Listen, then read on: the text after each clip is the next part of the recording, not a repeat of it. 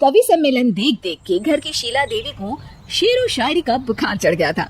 अब वो सीधे मुंह किसी को जवाब ही नहीं देती थी। उनके पति और उनका बेटा तो काम करने घर से बाहर चले जाते थे और उनकी शायरी झेलनी पड़ती थी बहू रेणु को। अब सास बोलती नहीं, अर्ज करती थी, संदूक पे रखी संदूक, संदूक में रखे झुमके, बहू झुमके निकाल के दे मेरे, कहाँ लगा रही है ठुमके। माँ जी, झुमके तो आपके निकाल दूंगी मैं, लेकिन आपके दिमाग से ये शायरी का भूत कैसे निकलेगा?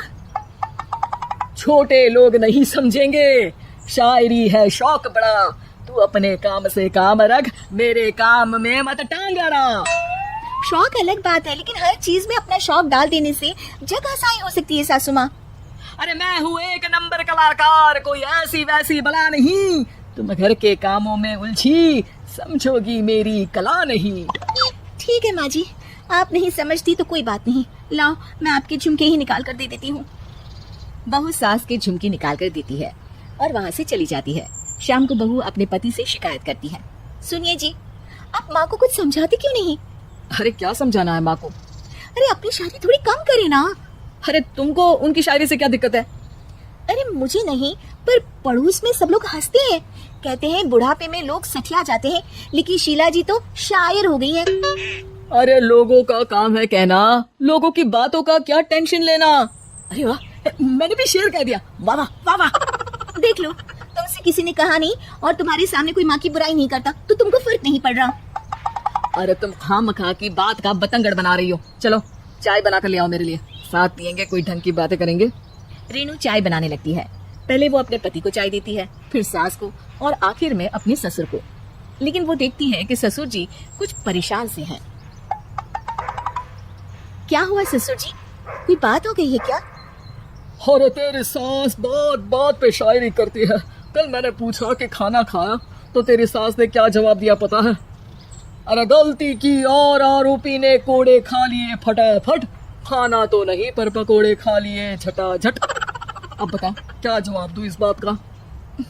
वो तो सभी से शायरी में ही बात कर रही है, मुझे भी समझ में नहीं आता कि क्या करूं मैं। बेटा उसको उसी की भाषा में जवाब देना पड़ेगा। मैं तो आम बातचीत में भी उसके सामने कुछ नहीं बोल पाता, शायरी में क्या बोलूंगा भला। ससुर ने जैसे ही कहा कि उसको उसी की भाषा में जवाब देना पड़ेगा, बहू को ये बात जच गई। अगले ही दिन वो शायरी की कुछ किताबें लेकर आई और शायरी की प्रैक्टिस करने लगी ताकि सास को उन्हीं की भाषा में जवाब दे सके। उसने दिन रात एक कर दिए। एक दिन सब साथ में बैठकर टीवी देख रहे थे, तभी रेणु सबके लिए बिरयानी बनाकर लाती है, लेकिन सास को बिरयानी भाती नहीं। कौवा करता काऊ काऊ, चिड़िया बोलती ची ची, इतना खराब बिरयानी बनाई है कि मुंह से निकले छी छी। बस इसी मौके का तो बहू को इंतजार था, क्योंकि अब बहू सास को उसी की भाषा में जवाब देने के लिए तैयार थी। माँ जी, हमको अपनी ये बेकार शायरी ना सुनाइए, जैसी भी बनी है बिरयानी चुपचाप खाइए। ससुर जी और रेणु की पति ने रेणु का जवाब सुनते ही जोर से ताली बजाई और सास ने जब रेणु का शायराना जवाब सुना तो उनके गले में बिरयानी अटक गई। बहू ने एक और शायरी का तीर छोड़ा। शायरी में बहू के सामने सास हो जाएगी ढेर, क्योंकि सास मारेंगी एक शेर तो बहू मारेगी 1.25 शेर। सास को छोड़ के सब वाह वाह करने लगते हैं। आज पहली बार सास को नहले पे दहला मिला था और रेणु ने सास का मुंह चुप करा दिया था। अगले दिन रेणु का पति उससे कहता है, अरे वाह, तुमने तो माँ की बोलती ही बंद कर दी, मजा आ गया। अब मेरे लिए कुछ बना दो, खाकर मैं काम पर चला जाऊं। शायरी ही है मेरा जीवन, वही करूंगी जी भर के, नौकरानी रख लो कोई, काम नहीं करूंगी मैं घर के। अरे तुम क्या माँ जैसे हरकतें करने लगी, सीधे सीधे बात करो ना। हो गई कल शायरी, रोज थोड़ी ना करोगी। शीशी भरी गुलाब की पत्थर पे फोड़ दो, जो मुझे शायरी से रोके उसके कान मरोड़ दो। पति घबराकर वहां से चला जाता है और बाहर उसके पिताजी के पास जाकर बैठ जाता है। दोनों अपनी बीवियों की शायरी से परेशान है। ससुर को पछतावा होता है कि क्यों उसने बहू को सास की भाषा में ही जवाब देने का आइडिया दिया।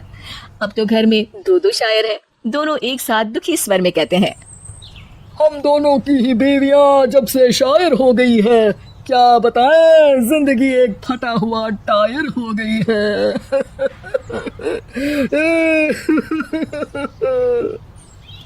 हम दोनों की ही बीवियां जब से शायर हो गई है, क्या बताएं, जिंदगी एक फटा हुआ टायर हो गई है।